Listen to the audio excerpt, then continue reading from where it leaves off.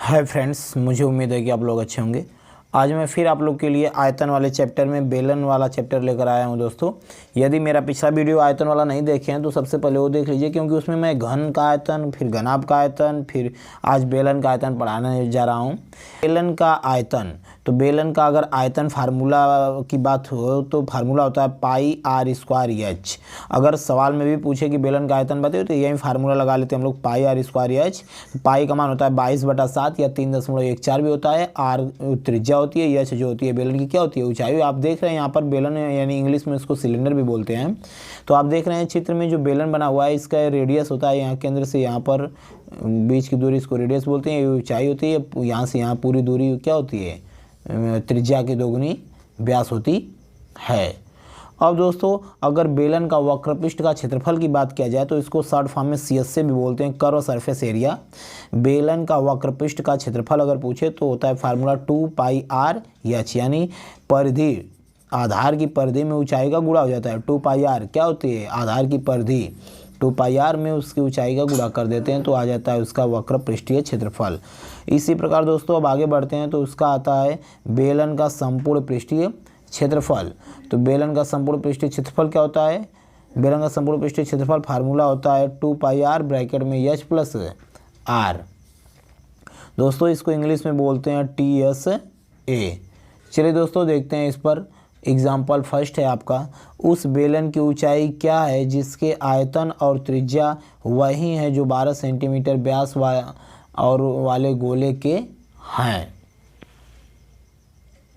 देखिए दोस्तों उसमें बेलन की ऊंचाई पूछा है, यानी बेलन की ऊंचाई को h से प्रदर्शित करते हैं। ऊंचाई पूछा है जिसके आयतन और त्रिज्या वही हैं जो 12 सेंटीमीटर वाले गोलक के हैं, यानी एक ठो 12 सेंटीमीटर व्यास वाला गोलक है। व्यास मतलब त्रिज्या का दोगुना है, तो 12 सेंटीमीटर व्यास है जब गोले का, तो गोले की त्रिज्या हो जाएगी कितना, 6 है। व्यास दिया हुआ है 12, तो गोले की त्रिज्या हो जाएगी 6, यानी व्यास वही है जितना इसका व्यास है, तो यानी त्रिज्या भी वही होगा जो इसका त्रिज्या हो जाएगा, यानी उसका बेलन की त्रिज्या हो जाएगी। तो चलिए दोस्तों देखते हैं। तो बेलन का आयतन बराबर गोले का आयतन दिया हुआ है। गोले का आयतन वही है, गोले का आयतन वही है जो बेलन का आयतन है।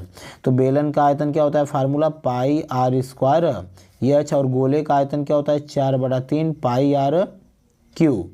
अब दोस्तों बोल रहा है कि उसकी त्रिज्या भी वही है जो 12 सेंटीमीटर व्यास वाले गोलक के हैं, यानी त्रिज्या भी वही है। तो आर स्क्वायर, यहाँ पर 2 बार आर है, यहाँ पर 3 बार है, तो आर क्यूब एक कट जाएगा, यानी एक ठो आर बस बच जाएगा।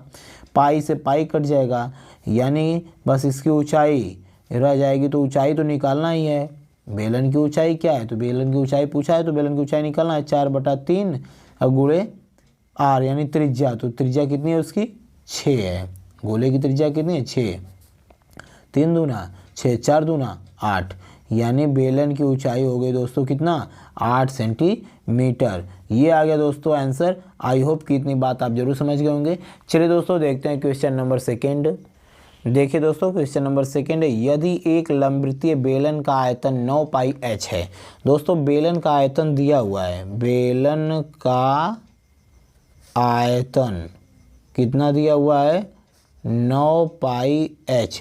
तो बेलन का आयतन दिया हुआ है, तो बेलन का आयतन फार्मूला क्या होता है, पाई आर स्क्वायर बराबर दिया हुआ है, पाई आर स्क्वायर एच बराबर दिया हुआ है 9πh। तो पाई से पाई कट जाएगा और एच से एच कट जाएगा। जबकि एच मीटर ही इसकी ऊंचाई हो तो दोस्तों एच से एच कट जाएगा। बेलन के आधार का व्यास क्या होगा, तो आप देख रहे हैं कि आर स्क्वायर बराबर 9 है, तो आर बराबर कितना आ जाएगा, 3, क्योंकि स्क्वायर हटेगा तो इधर अंडर रूट लग जाएगा, यानी त्रिज्या बराबर 3 हो जाएगा। तो बेलन के आधार का व्यास पूछा हुआ है, तो त्रिज्या का क्या होता है, 2 गुना, व्यास बराबर त्रिज्या का 2 गुना हो जाएगा, यानी 2r हो जाता है व्यास। तो 3 गुणे 2 बराबर 3 दूना 6, यानी त्रिज्या 3 है तो व्यास 6 सेंटीमीटर हो जाएगा। बस दोस्तों ऑप्शन नंबर सेकेंड से हो जाएगा। मुझे उम्मीद है कि आप मेरी बात जरूर समझ रहे होंगे।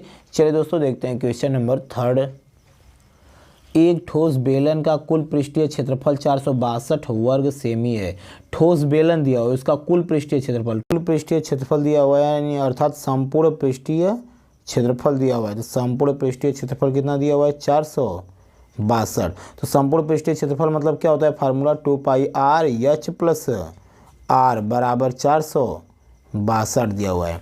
बोल रहा है कि वक्र पृष्ठ का क्षेत्रफल जो है कुल पृष्ठीय क्षेत्रफल का 1/3 है। अगर दोस्तों संपूर्ण पृष्ठीय क्षेत्रफल का 1/3 अगर इस 462 का 1/3 कर रहे हैं तो ये क्या हो जा रहा है, वक्र पृष्ठ के बराबर हो जा रहा है। यानी वक्र पृष्ठ का जो क्षेत्रफल है कुल पृष्ठीय क्षेत्रफल का 1/3 है। अगर दोस्तों कुल पृष्ठीय क्षेत्रफल 462 है तो उसका 1/3 अगर कर रहे हैं तो किसके बराबर आ जा रहा है, वक्र पृष्ठ का क्षेत्रफल आ जा रहा है। यानी कहने का मतलब 2 pi R H plus R बराबर हो जा रहा है दोस्तों 2 पाई आर एच। कब, जब 462 का 1/3 कर रहे हैं तब। दोस्तों मुझे उम्मीद है कि इतनी बात आप जरूर समझ रहे होंगे। बस दोस्तों तो चलिए देखते हैं, इसका पहले ब्रैकेट में गुणा कर लेते हैं लोग। 2 pi R H plus 2 pi R square बराबर दोस्तों ये संपूर्ण पृष्ठ है, आप जान रहे हैं कि ये संपूर्ण पृष्ठ होता है, इसको अभी हटा दे रहे हैं, इसके बराबर है दोस्तों। संपूर्ण पृष्ठ बराबर दिया हुआ है 462 दिया हुआ है। ये वक्र पृष्ठ के बराबर हो जा रहा है कब, जब संपूर्ण पृष्ठ का 1/3 कर रहे हैं तब। पहले तो दिया हुआ है संपूर्ण पृष्ठ इतना, जब संपूर्ण पृष्ठ का 1/3 कर रहे हैं तो वक्र पृष्ठ के बराबर आ जा रहा है दोस्तों। चूंकि संपूर्ण पृष्ठ बराबर फार्मूला होता है 2 pi R H plus R बराबर दिया हुआ है 462, तो इसको पहले अंदर गुणा कर लेते हैं। 2 पाई आर एच फिर 2 पाई आर स्क्वायर बराबर 462। और दोस्तों आप देख रहे हैं कि वक्र पृष्ठ जो आया हुआ है वो 462 का 1/3 है, तो इसको कटाएंगे तो आएगा 154। 462 को कटाएंगे 3 से तो आएगा 154। यानी कहने का मतलब है जो वक्र पृष्ठ है 154 आ जा रहा है। भाई 462 का 1/3 निकालेंगे तो कितना आएगा, 54। 3 कमा 3 3 बचे 15 3 चौके 12। तो यहाँ पर रख देंगे ये वक्र पृष्ठ की जगह 154 प्लस 2 पाई आर स्क्वायर बराबर 462। ये 154 इधर प्लस है, उधर जाएगा तो क्या हो जाएगा, माइनस हो जाएगा। यानी 2 पाई आर स्क्वायर बराबर 462 में से 154 घटेगा तो 12 में से 4 घटेगा 8, 5 में से 5 घटेगा 0, 4 में से 1 घटेगा 3, 308 आ जाएगा। तो 2 से इसको घटा देंगे तो 15 दूना 30, 2 चौके 8। दोस्तों ये पाई का मान रख देंगे आप 22/7 और फिर हो जाएगा आर स्क्वायर बराबर 154। तो 22 सत्ते 154 होता है दोस्तों। 7 इधर भाग दे रहा है उधर जाएगा तो गुणा करेगा। यानी कहने का मतलब आर स्क्वायर बराबर 7 गुणे 7, यहाँ पर 2 बार 7 गुणे 7 हो जाएगा। तो बस दोस्तों आर बराबर आप निकाल लेंगे, आर बराबर हो जाएगा 7 सेमी। आर बराबर कितना सेमी, 7 सेमी। मुझे उम्मीद है दोस्तों कि ये बात आप जरूर समझ रहे होंगे। फिर दोस्तों अब आर का मान जब आ गया 7 सेमी तो अब आप जानते हैं कि वक्र पृष्ठ जो हमारा आया हुआ है 2 पाई आर एच संपूर्ण पृष्ठ का 1/3 है, यानी 462 का 1/3 कितना हमने निकाला है, 154। 2 पाई आर एच बराबर 154 आया हुआ है। तो 2 का मान 2, पाई का मान 22/7 और आर का मान अभी हमने निकाला है 7 और गुणे एच बराबर हो जाएगा 154। तो दोस्तों 22 का पारा 7 में पढ़ेंगे 154 होगा तो 154 से 154 क्या होगा, कट जाएगा। तो हमारा एच बराबर हो जाएगा 7 उधर जाएगा ऊपर और नीचे इधर आएगा 2 भाग देगा, यानी 7 का आधा कर देंगे तो 3.5 हो जाएगा, या 7/2 ही रहने दीजिए। ये हो गया ऊंचाई का मान 3.5 सेमी या 7/2 सेमी। दोस्तों मुझे उम्मीद है कि इतनी बात आप जरूर समझ रहे होंगे। फिर दोस्तों अब पूछा हुआ है सवाल में कि उसका आयतन बताइए। किसका आयतन, बेलन का आयतन बताइए। तो बेलन का आयतन हमने फार्मूला बताया है कि होता है pi R square H, pi R square H. तो पाई का मान 22/7 और आर का मान अभी आया हुआ है 7, तो 7 गुणे 7 स्क्वायर तो 2 बार, और ऊंचाई हमारा आया है 7/2। मुझे उम्मीद है कि इतनी बात आप जरूर समझ रहे होंगे दोस्तों। बस ये 7 से 7 एक कट जाएगा और 22 2 ग्रहियम, फिर 7 7 49, 49 में 11 का गुणा करेंगे, यानी 49 गुणे 11, 49 गुणे 11 दोस्तों। बस 11 9 99 हासिल हो गया 9, 11 चौक 44, 44 9 53।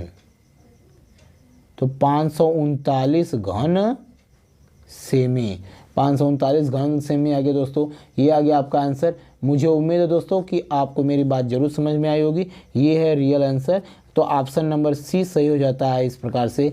दोस्तों यदि किसी भी सवाल में कोई भी प्रॉब्लम हो तो मुझे कमेंट बॉक्स में कमेंट जरूर कर सकते हैं। आज के लिए इतना है दोस्तों, कल मिलते हैं नेक्स्ट वीडियो में नेक्स्ट टाइप के साथ। Thank you for watching this video.